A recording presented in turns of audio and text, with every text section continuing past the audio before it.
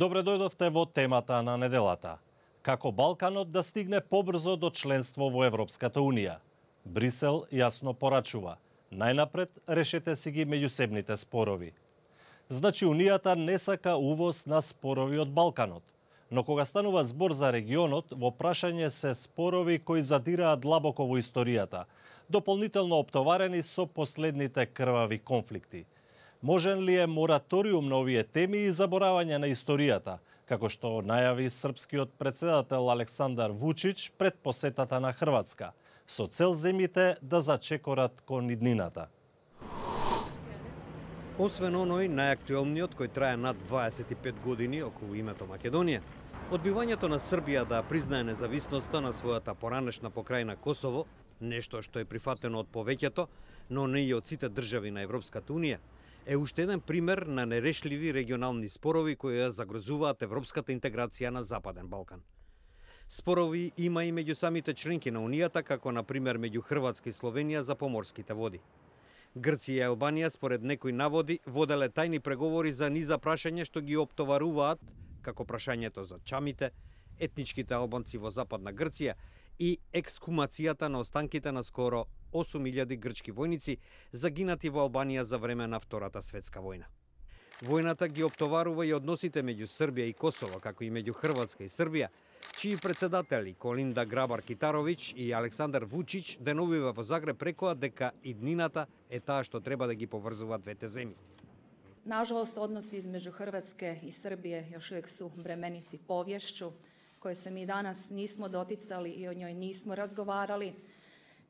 Nažalost, ta bremenita povijest još uvijek nam priječi da bismo odnose između država nazvali prijateljskima. Mi ćemo u narednih 100 dana pokušati da promenimo atmosferu i da pokažemo i ljudima u Hrvatskoj da s naše strane mogu da postoje drugačiji одговори. Токму поинакви одговори бара Европската Унија од земјите на Западен Балкан. Во почетокот на февруари Унијата излезе со нова стратегија за проширување кон Балканот, при што е посочено дека е можно Црна Гора и Србија да станат членки на Унијата до 2025 година. Секако доколку ги решат меѓусебните спорови. Интересна е пораката во врска со ова на шефот на делегацијата на Европската Унија во Босна, Lars Gubar Vigemark. So what you need right now, I would say, are political leaders with vision.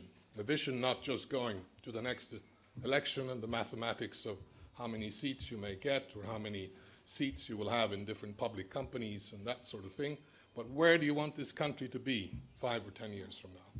Но се чини дека поинакви одговори треба да даде и Брисел, кој натаму е поделен околу плановите за членство на балканските земји.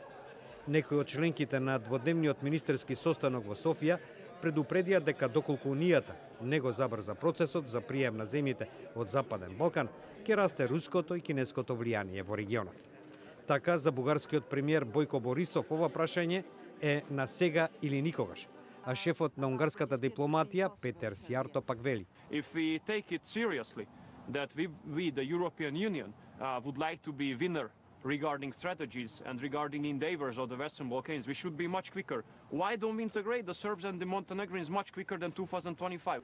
Сепак некои министри смета дека тоа е премногу оптимистички. Еден од нив е министерот за надворешни работи на Словенија Карл Ерјавец. No, it's not realistic.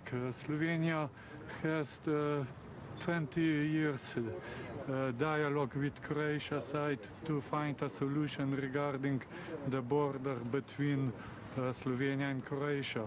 Според него, сличните проблеми, како граничниот, на пример меѓу Босна и Херцеговина и Црна Гора, ќе го оттежнат проширувањето на Европската Унија на Балканот.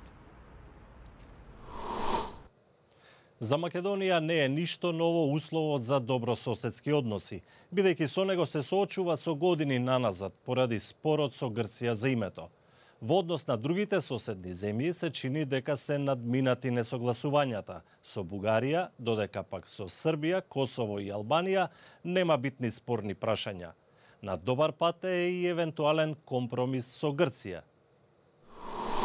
Во стратегијата на Европската Унија за Западниот Балкан се наведува дека мора да се воспостават посебни договори и задолжителна обврска за да се обезбеди дека новите земји членки нема да бидат во позиција да го блокираат пристапувањето на другите кандидати од Западниот Балкан.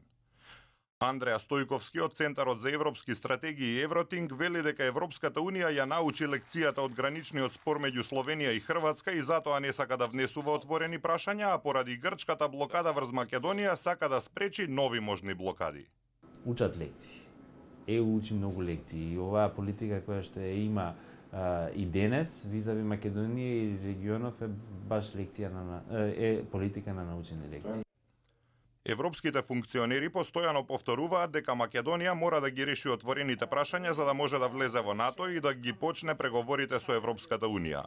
При представувањето на стратегијата на Европската унија за Западниот Балкан, евроамбасадорот Самуел Жбогар рече дека добрососедската политика е важна вредност за унијата. In the strategy, we are even saying that before any new country can enter European Union, they will have to solve all bilateral open issues as well all open border issues as a general for all countries in the region.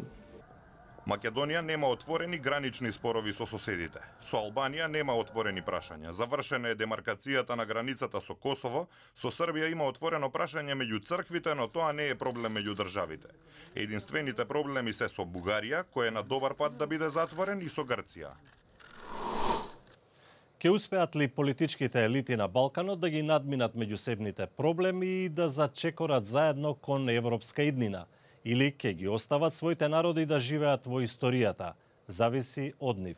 Клучниот збор е компромис. До гледање.